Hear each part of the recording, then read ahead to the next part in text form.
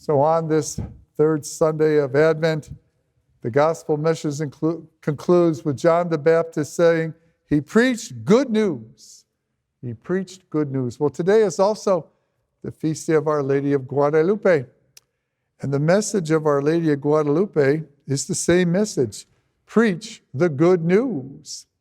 If you are familiar with the story, you're going to get to hear it again. And if you're not, I will tell you the story of Our Lady of Guadalupe.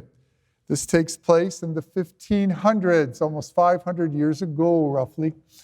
And it was after the Spanish had conquered the Aztec Empire. You know, when the Spanish came, they brought all kinds of things, mumps, diphtheria, measles, chicken pox, whooping cough, all the things that had rolled through Africa and Asia and Europe. There was no Suez Canal, so everything was connected for thousands and thousands of years. They would roll through, and eventually people would survive, would have an immunity, and that immunity would last, and most people were immune to most of these things. It's the same things. We're all vaccinated when we're kids before we go to school. Well, those diseases never made it to the New World. And so they had no immunity to any of these things, and they all hit the people at once. And most historians would say that somewhere between 80 and 90% of the Indian population in Central, South, and North America passed away because of disease in roughly a generation and a half. The Spanish didn't know they were bringing it, nor did the Portuguese. They didn't have microscopes. They didn't understand science, but that's the effect. So imagine you're living in a world where 8 out of 10 people you know has passed away. Imagine what a sad world that would be. And that's the world Juan Diego is living in. He's a poor Aztec Indian farmer, living under Spanish rule now. He's making a living selling his vegetables. And I have no doubt him and the few people that are left are very sad and in desperate need of hope, desperate need of good news. So he's taking his vegetables and he's taking it into Mexico City, which is way smaller these days.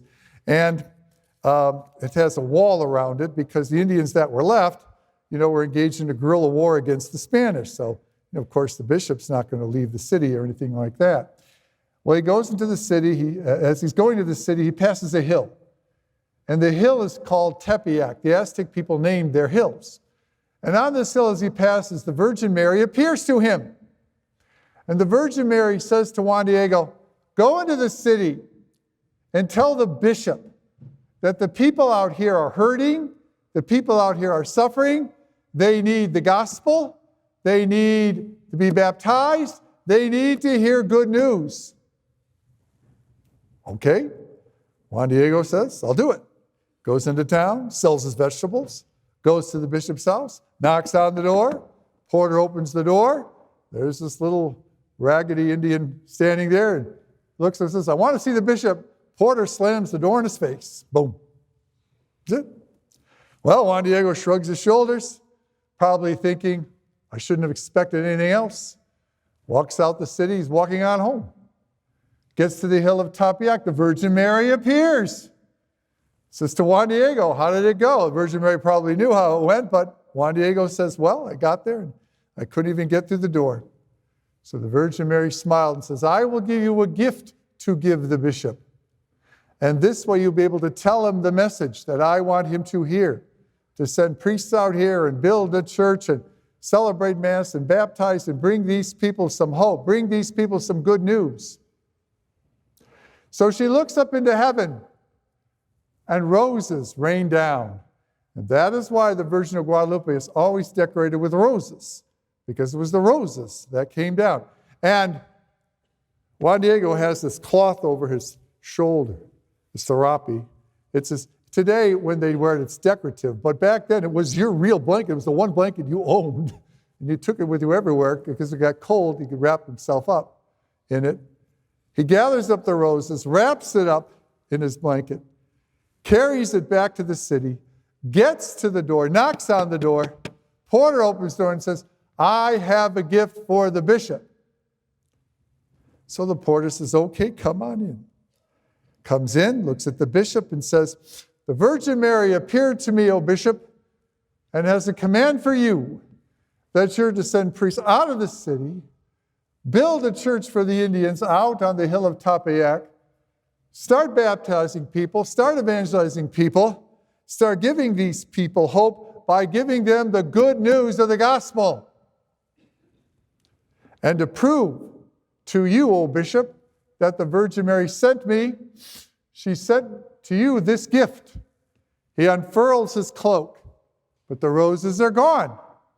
Instead, on the cloak itself is this image, the image of Our Lady of Guadalupe.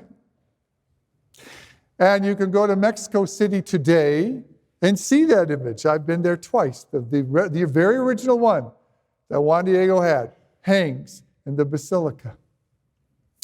And when I was in the city of Detroit, for 4 years, I was pastor of an Hispanic parish.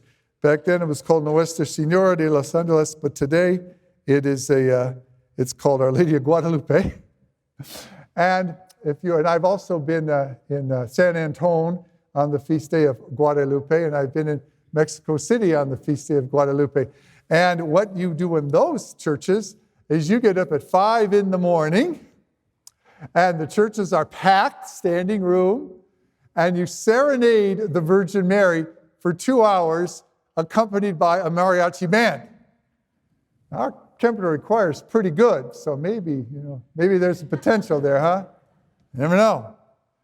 Well, it's sometime between 11:30 and 12, but I think one very short song, it's mostly in English, would be a beautiful thing to do to honor Our Lady of Guadalupe, who is the patroness of all the Americas, North, Central, and South.